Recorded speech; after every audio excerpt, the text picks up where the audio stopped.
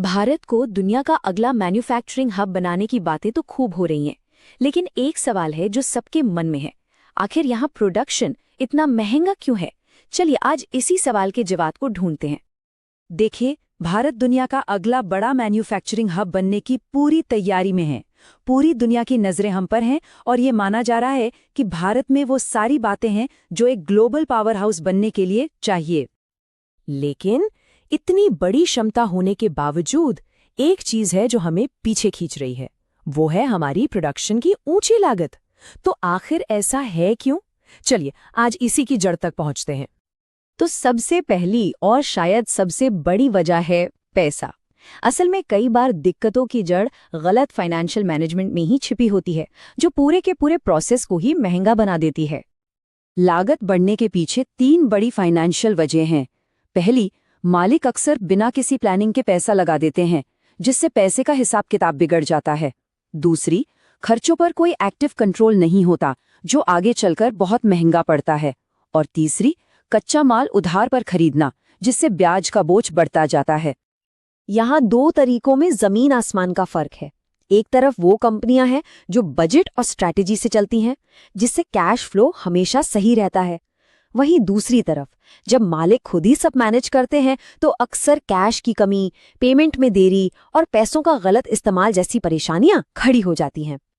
और कच्चा माल उधार पर खरीदने का नतीजा सीधा है, ब्याज का बोझ तो बढ़ता ही है, सप्लायर भी दाम बढ़ा देते हैं और एडवांस पेमेंट पर जो डिस्काउंट मिल सकता था वो भी हाथ से चला जाता है। ये सब मिलके लागत को और भी ऊपर ले जाते हैं। पैसा तो चलिए एक बात हो गई, लेकिन असली चुनौती तो तब शुरू होती है जब बात लोगों और काम करने के तरीकों यानी प्रोसेसेस पर आती है। यहीं पर अच्छी क्वालिटी को लगातार बनाए रखने में दिक्कतें शुरू होती हैं। अब समझिए, एक बहुत बड़ी दिक्कत आती है जिसे हम कह सकते हैं क्वालिटी गैप। होता क्या है कि क्लाइंट को दिखाने के लिए जो सैंपल बनता है वो तो एकदम परफेक्ट होता है, लेकिन जब उसी प्रोडक्ट का मास प्रोडक्शन होता है तो क्वालिटी गिर जाती है। ऐसा क्यों? क्योंकि मटेरियल बदल जाता है, प्रोसेस बदल जाता है और छोटी छोटी डिटेल्स पर ध्यान नहीं दिया जाता। और खराब क्वालिटी कंट्रोल का असर एक डोमिनो इफेक्ट की तरह होता है। सोचिए, जब क्वालिटी चेक करने के लिए कोई खास टीम ही नहीं है तो क्या होगा? चेकिंग ठीक से नहीं होगी। इसका नतीजा ये होता है कि प्रोडक्ट्स में गलतियां रह जाती हैं, उन्हें बार बार ठीक करना पड़ता है और आखिर में जाकर प्रोडक्शन की लागत आसमान छूने लगती है। तो लोग और प्रोसेस तो ठीक कर लिए, लेकिन अगर मशीनें और उपकरण ही पुराने हों तो? बस यहीं पर हमारी तीसरी चुनौती सामने आती है, टेक्नोलॉजी में हमारा पिछड़ापन। मशीनों का चुनाव लागत पर बहुत बड़ा असर डालता है। ज्यादातर जगहों पर क्या होता है, सामान्य मशीनें इस्तेमाल होती हैं जो धीमी चलती हैं और जिनमें गलतियों की गुंजाइश भी ज्यादा होती है। इसके ठीक उलट ऑटोमेशन या स्पेशल पर्पस मशीनें बहुत तेज होती हैं, उनमें गलतियां ना के बराबर होती हैं और लोगों की जरूरत भी कम पड़ती है।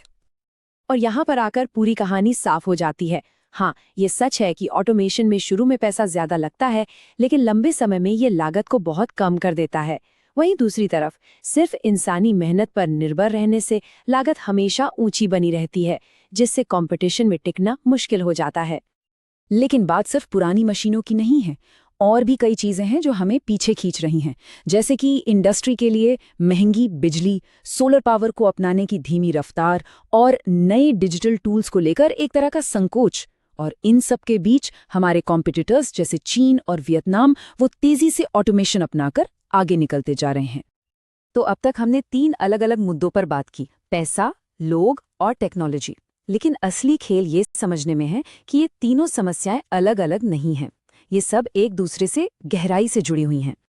तो अब देखिए पूरी तस्वीर कैसे बनती है। खराब फाइनेंशियल प्लानिंग का मतलब है मटेरियल महंगा मिला। स्किल्स और प्रोसेस की कमी का मतलब है कि प्रोडक्ट्स में डिफेक्ट्स ज्यादा हुए, जिन्हें ठीक करने में और पैसा गया। और पुरानी टेक्नोलॉजी का मतलब है लेबर और बिजली का खर्च बढ़ गया।